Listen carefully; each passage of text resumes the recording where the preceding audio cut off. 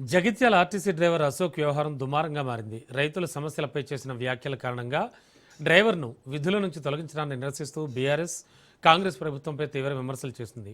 జగిత్యాల్లో Congress party నిర్వహించిన petrol diesel ధరల పెంపు నిరసనలో మంత్రి అడ్లూర్ లక్ష్మణ్ పాల్గొంటుండగా డ్యూటీలో ఉన్న డ్రైవర్ అశోక్ ముందు రైతుల వడ్లు మక్కలు కొనండి, ఆ తర్వాత పెట్రోల్ గురించి మాట్లాడండి అంటూ చేసిన వ్యాఖ్యలు సోషల్ మీడియాలో వైరల్ అయ్యాయి.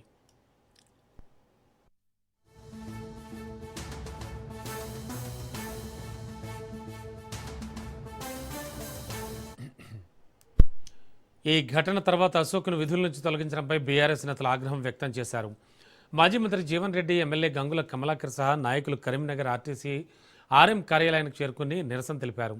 డ్రైవర్ను వెంటనే విధుల్లోకి తీసుకోవాలని డిమాండ్ చేశారు. వెంటనే అశోక్ను విధుల్లోకి తీసుకోకపోతే రాష్ట్ర వ్యాప్తంగా ఆందోళనలు చేపడతామని హెచ్చరించారు.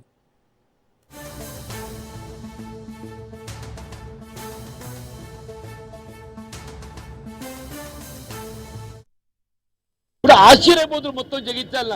ఎవడైనా కాంగ్రెస్ పార్టీ అధికారాలు ఉన్నోడు రోడ్డు మీద కూర్చుంటాడే. ఆర్టీసీ డ్రైవర్ దళిత బిడ్డ ఏదైతుందో దాన్ని సహించలేక భరించలేక రైతులు కళ్ళల్లో ఏదైతుందో వడ్డు దోకక మక్కలు దోకక పడిగాపులు కాస్తుంటే ఏదైతుందో అసలు సమస్యలు పక్కదారి పట్టించేందుకు వరి ధాన్యం దోగించడానికి మంత్రికి చేత కాదు, ఆ మొక్కజొన్న దోగించడానికి ప్రభుత్వానికి చేత కాదు. అదిపోయి ఇటుపోయి ఏదైతుందో మంత్రి ఎమ్మెల్యే అధికార పార్టీ కాంగ్రెస్ పార్టీ రోడ్డు మీద కూర్చుంటాడే. ఆర్టీసీ డ్రైవర్ దళిత బిడ్డ ఏదైతుందో ఒక రైతుకు ఏదైతుందో అన్యాయం జరుగుతుంటే దాన్ని భరించలేక ఆ వడ్డుతోకి ఏం చెప్పాలి గట్టి తప్పే కమలకరగా ఏమన్నారు. ఒక దళిత బిడ్డ ఏదైతుందో రాష్ట్రంలో రైతాంగం యొక్క దీన పరిస్థితి, రైతాంగం యొక్క దీన స్థితి, 2 రోజులు గడిచినా వడ్లు తోకుతలేరు, కళ్ళల్లో ఏదైతుందో పడిగాపులు కాస్తుండ్రు. వడ్డు తోకిందా అని చెప్పారంటే ఆర్టీసీ డ్రైవర్ పొట్టగూటి కోసం 20,000కి నౌకరు చేసుకుంటే దళిత బిడ్డను విధులకి తొలగిస్తారు. ఇంతకంటే అన్యాయం ఘోరం ఏమైనా ఉన్నదా అన్న ఎమర్జెన్సీ కాదు.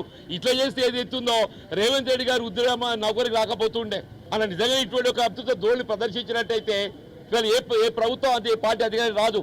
ప్రజాస్వామ్యుతంగా అయితే ప్రజాస్వామ్యం వీని పరిష్కారం చేయవా అంత ఓపిక లేకుంటే ఎట్లా నీకు. ఇప్పుడు